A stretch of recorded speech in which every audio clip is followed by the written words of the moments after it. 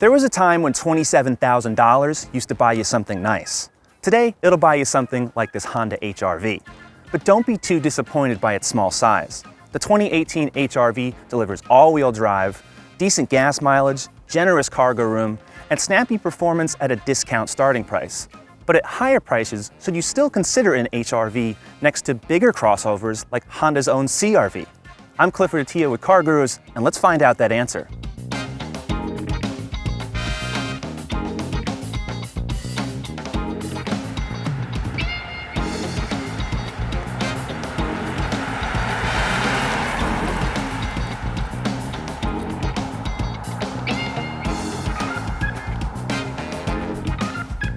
Honda introduced the Hrv for the 2016 model year, and nothing has changed dramatically for 2018. Underneath the skin, it's basically a Honda Fit with higher ground clearance and a different engine. The rear door handles, mounted high next to the C-pillar, give the Hrv a coupe-like profile. It's well proportioned with short overhangs, a low roof, and standard 17-inch alloy wheels. LED taillights also come standard, but fog lights, mirror-mounted turn signals, and these small roof rails are optional. There are only 4 exterior paint colors on the LX and EX trims, but there's 8 on the EXL. So if you like blue, green, or a purplish black called mulberry, you'll want to order that trim. Overall, the Hrv's exterior design isn't as aggressive or refined as Honda's other products like the Civic and CRV, but next to the stubbier Fit, there's some elegance in this design. The Mazda CX-3 is prettier, the Jeep Renegade more rugged. This Honda strikes a middle ground. I was impressed the first time I unlocked the Hrv. The interior quality is good. Panel gaps and finishes are right up there with the Accord. I was just driving an Audi Q5, a $60,000 crossover, that had hard plastic panels on these doors. And the Hrv, at least this top trim, they're padded. Same goes for the faux stitched upholstery on the center console and the dashboard. It's a very nice design. The touch-sensitive climate controls and seat heaters look crisp and work well, too. This wide, thin series of vents on the passenger side is a nice touch of asymmetry. Near your feet, there's a storage tray with 2 USB ports, an HDMI input, and a 12-volt outlet. In the center, while the enclosed cubby is very small, the armrest moves forward to make long-distance drives more comfortable, and the cup holders can swallow short and tall lattes thanks to these folding inserts. The back seat has surprising legroom, though headroom is at a minimum.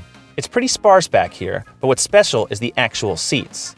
Yes, you can fold them down for 58.8 cubic feet of cargo space, but you can also fold these seats up, taking advantage of the low floor to squeeze in bulky and tall items that otherwise would not fit in a car this small. Honda also offers these seats on the Fit and the Ridgeline. No other manufacturer does. The Hrv's big speedometer has a ring that glows green if the car thinks you're driving efficiently, and most controls are simple and easy to read. But the infotainment layout is another story. There are no physical controls save for a power button, which makes it difficult to adjust volume, switch audio sources, and access the navigation. The driver can do all that on the steering wheel, so there's a silver lining. But the system lags, the maps are very low resolution, and it's confusing to adjust settings. The 2018 Accord has a superior system that eventually will make it to all Honda models.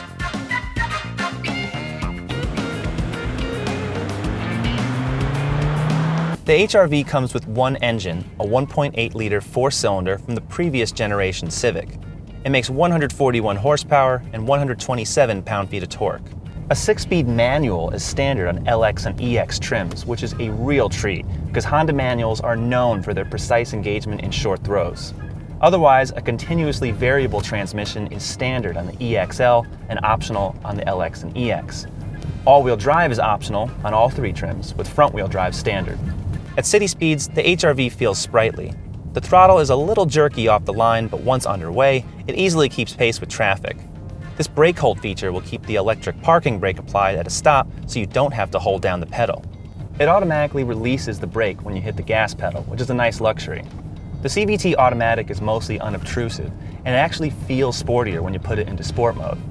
The paddles on the steering wheel do a good job of mimicking gear ratios, and that helps to control your speed when going downhill.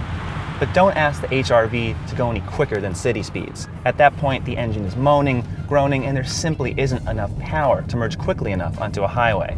Plus, at idle, the engine also tends to vibrate the cabin. The soft suspension rides easily over rough pavement. The light steering isn't as quick or accurate as the Civic's, but it's kind of fun to drive the HRV on an empty, curvy road.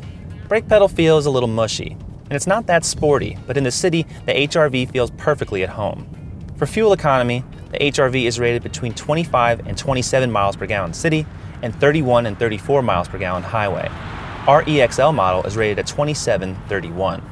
We've been averaging 24 miles per gallon. The HRV has no driver assist like auto braking or lane departure warning. They're not even optional. But there is one useful feature called Lane Watch that activates a camera mounted on the right side mirror. Hit the turn signal and the screen shows your blind spot.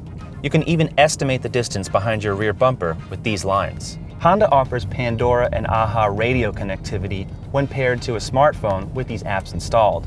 Plus, the standard Honda Link system will automatically dial 911 if it detects you're in a crash. But unless you order the EXL, you can't get navigation, live traffic, or Sirius XM. Our EXL is equipped with push-button start, automatic climate control, leather seats, a sunroof, and an auto-dimming mirror. That's good, but it still doesn't come with power seats, LED headlights, or premium branded stereo. They're not even optional. And neither is Apple CarPlay or Android Auto.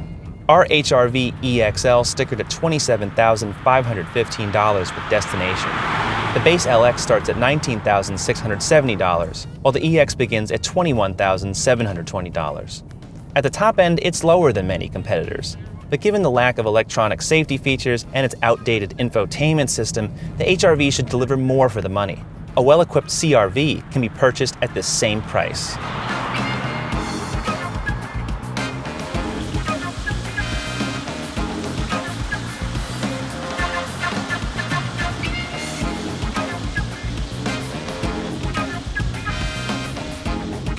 The 2018 Honda HRV is a simple, small crossover. It's handsome, rides well, and has a high-quality interior. But it feels old next to recently redesigned crossovers like Honda's own CRV. And at higher prices, it lacks some of the premium features that competitors offer. Would you want an HRV over a Chevy Trax, a Jeep Renegade, or any handful of small crossovers? For more details, check out my full review at CarGurus.com and be sure to subscribe to our YouTube channel. Thanks for watching. We'll see you next time.